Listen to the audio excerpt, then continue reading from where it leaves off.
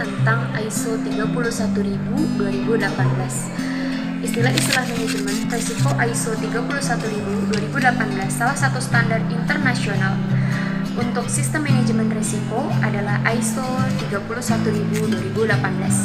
Standar ini pertama kali diterbitkan oleh International Organization for Standardization (ISO) pada 2009 dan direvisi pada tahun 2018. SNI ISO 31000-2018 terdiri dari 3 komponen, yaitu prinsip kerangka kerja dan proses manajemen risiko.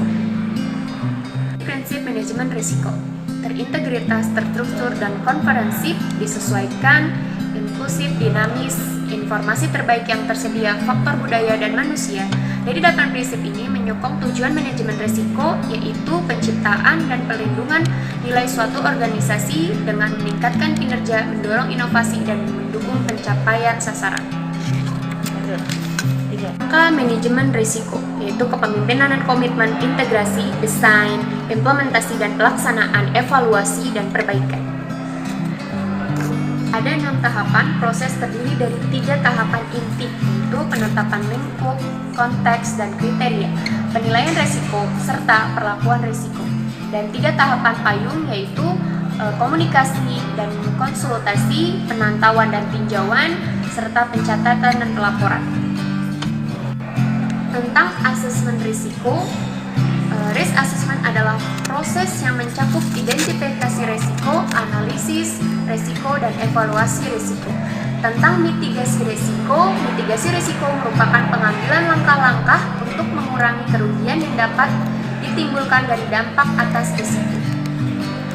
Tentang penerapan perizinan berusaha berbasis risiko pada Undang-Undang Nomor 11 Tahun 2020 tentang Cipta Kerja. Kontroversi yang ditimbulkan oleh Omnibus Law Undang-Undang Cipta Kerja salah satunya adalah perizinan yang unpopular issue. Perubahan dasar perizinan yang dirancang melalui undang-undang ini adalah perombakan paradigma perizinan di Indonesia.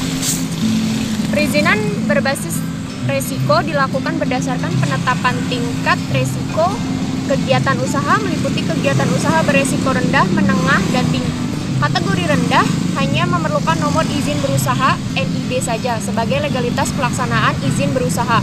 Kategori menengah memerlukan NIB dan sertifikat standar.